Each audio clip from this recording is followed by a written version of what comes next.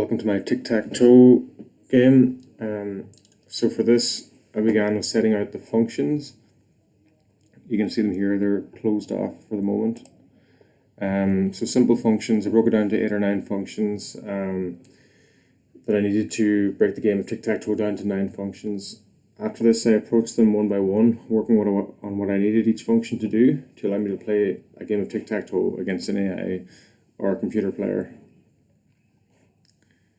So one of the first functions here, print a board.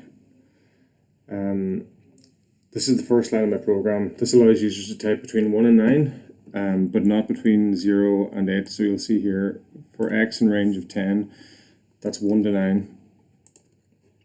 Below, I've created a board that will print out and take input of numbers between 1 and 9. I've also made it that when a user is inputting their move, it'll be in the shape of a standard keyboard number pad. A player can make their own move in the game board by entering the number pad as below. And I tried out various different boards for the game of tic-tac-toe in Python, and this is the one that I found the best. It creates a small board. I'll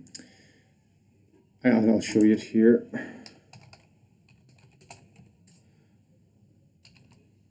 I think it looks very well. So then we'll go to the main function. This function calls all the different functions in the program and makes them run. So for example, we'll go up to, is the board full? I can find it here.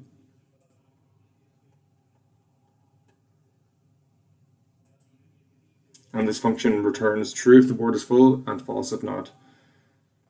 And you'll see from player move, this function, it's very simple. The program asks the user to input a move and validate it. If the move is valid, it will add the letter to the board. If not, it will continue to ask the user for a valid input. And next, I'll look at the function of computer move. So this is the computer itself. And so for computer move, it's a little bit complicated. And over the last few weeks, I've done a lot of research into what kind of algorithm I want to use, and what algorithm I want to implement in this game of tic-tac-toe, and how I could even use an algorithm to play an AI opponent or to create an AI opponent. So for this, I run a loop for X, which you'll see here. X equals the indices, and letter is the value. And this function, this enumerate, allows me to give the indices and values of things on the above list. For example, 0 could be the blank space, and store this in X as a letter. If a letter is blank and not 0, X cannot equal 0. I created a board copy too, to place a letter into the indices that is available. So you'll see here, this allows us to check if any corners are open and then take a corner. Same here for possible moves. If the middle space is open, then you can take 5. If not, return a move.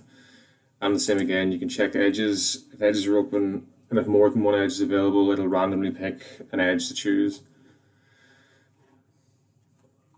The algorithm I've chosen checks the following.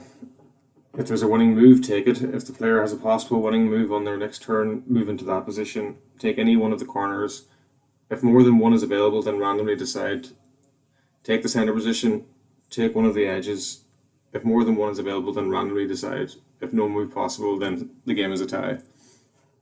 And you'll see this next function, the select random one, which selects randomly from the list. This function randomly decides on a move to take a given list of possible function positions. So I imported random, asked for a random number in a list. The length of our list or equals random number within the range of 0, and li or list, and return our list in a random number. And then very simply, let's close this. Starting the game. The idea here is to keep the game running. So to call the main function, all it takes is a small while loop in the main line as follows. So you'll see here, while true, do you want to play again? If you say yes, we'll start a new board, start a new game. If no, then we break.